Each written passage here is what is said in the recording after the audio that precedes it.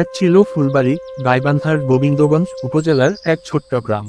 চারপাশে ধানক্ষেত, পাটের গন্ধ আর সকালের শিশির ভেজা পাতায় সূর্য হাসত যেন সোনালি স্বপ্ন নিয়ে। এই গ্রামে থাকতেন একজন সাধারণ কৃষক, আব্দুল মজিদ।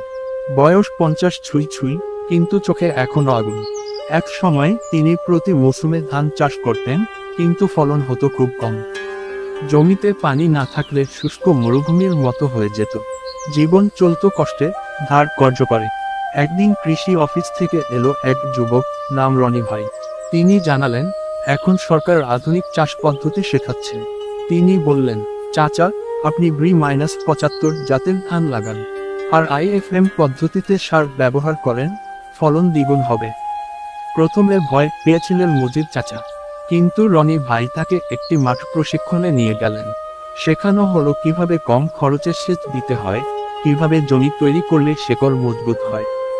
এরপর আসলো মালচিং পদ্ধতি। আগাছা হতো না, মাটি শুকাতো না। পাশের জমিতে লতানো সবজি, শিম, লাউ, তরমুজ চাষ শুরু করলেন মজিদের ছেলে রাসেল। 3 বছর যেতে না যেতেই বদলে গেল ফুলবাড়ির চেহারা। আগে যেখানে ছিল খরা আর ধার, এখন সেখানে সোনালি ধান আর সবুজ সবজি। রাসেল বলতো, বাবা, এবার বাজারে পাট বিক্রি করে একটা পাওয়ার টিলার কিনবো। মজিদ চাচা হেসে বলতেন, আর আমি কিনবো সোলার চালিত নলকূপ, পানি লাগলেই দিনরাত চলবে। পাশের গ্রামের মানুষও দেখতে এলেন, ফুলবাড়ি যেন এক আদর্শ কৃষি গ্রাম হয়ে উঠল। গাইবান্ধার কৃষি অফিসের লোকেরা বলল, ফুলবাড়ি আজ আমাদের মডেল গ্রাম, আমরা এখান থেকে শেখাবো অন্যদের।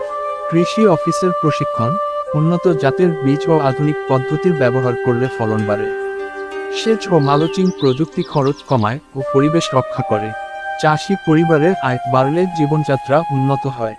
ফুলবাড়ির কৃষকরা আজ শুধু ফসলই ফলায় না, তারা স্বপ্ন ফলায়। স্বপ্ন, যেখানে মাটির সঙ্গে লড়াই করে, বিজ্ঞানকে পাশে রেখে সবুজ এক আগামীর দিকে এগিয়ে যায়।